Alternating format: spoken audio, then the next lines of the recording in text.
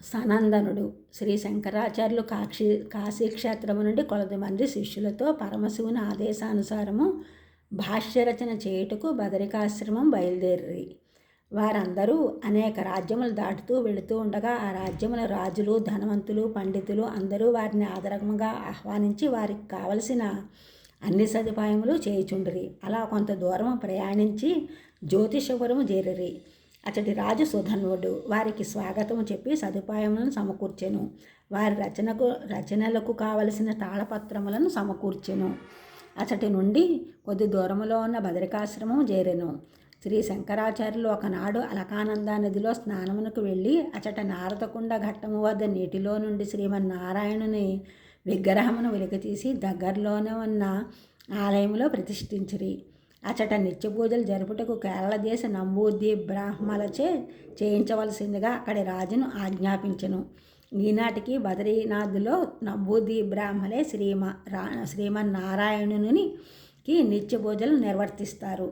శ్రీ శంకర్లు వారి శిష్యగణములతో బదరికాశ్రమంలో 4 సంవత్సరములు ఉండిరి. వారి శిష్యులలో ఒక శిష్యుడు సనందనుడు.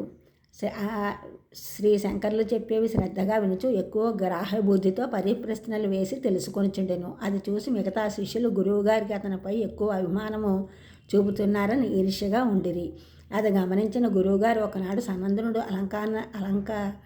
అలకానంద నది ఆవలి ఒడ్డున ఉండగా ఎలుగెత్తి అతన్ని వెంటనే రావాల్సిందిగా పిలిచెను. సనందనుడు గురువుగారికి ఏమి ఆపద వచ్చునో అని భయపడి వెంటనే నేరుగా ఆ నదీ ప్రవాహములో నడిచి వచ్చి గురువులకు నమస్కరించెను. సనందనుడు నది దాటుతుండగా ఆ ప్రవాహములో అతను వేసిన ప్రతి అడుగుకు ఒక పద్మము వెలసెను. అతను మునగకుండా కాపాడెను. అది గమనిస్తున్న మిగతా శిష్యులు సనందుని గురుభక్తికి ఆశ్చర్యచకితులైరి. ఆనాటి నుండి శ్రీ శంకర్లు అతన్ని పద్మపాదుడు అని నామకరణము చేసి అలా పిలుచుచుండిరి. బదరికాశ్రమములో ఎంతో దీక్షతో భాష్యములు రచనలు పూర్తి చేసి శ్రీ శంకర్లు అందరూ శిష్యులతో హిమాలయ పర్వత శ్రేణులు దాటి కేదార్నాథ స్వామిని ప్రతిష్ఠించి అచటి వ్యవస్థను సక్రమముగా నిర్వహించుటకు తగిన ఏర్పాటు గావించి అచటి నుండి క్రిందికి దిగి ఉత్తర కాశీ క్షేత్రమును చేరిరి. ఈ ఛానల్ చూసిన వారందరూ కూడా సబ్స్క్రైబ్ చేయండి, షేర్ చేయండి, లైక్ చేయండి, కామెంట్ చేయండి. సబ్స్క్రైబ్ చేసిన వారందరికీ కూడా కృతజ్ఞతలు. షేర్ చేసిన వారు, లైక్ చేసిన వారు, కామెంట్ చేసిన వారందరికీ కూడా ధన్యవాదములు.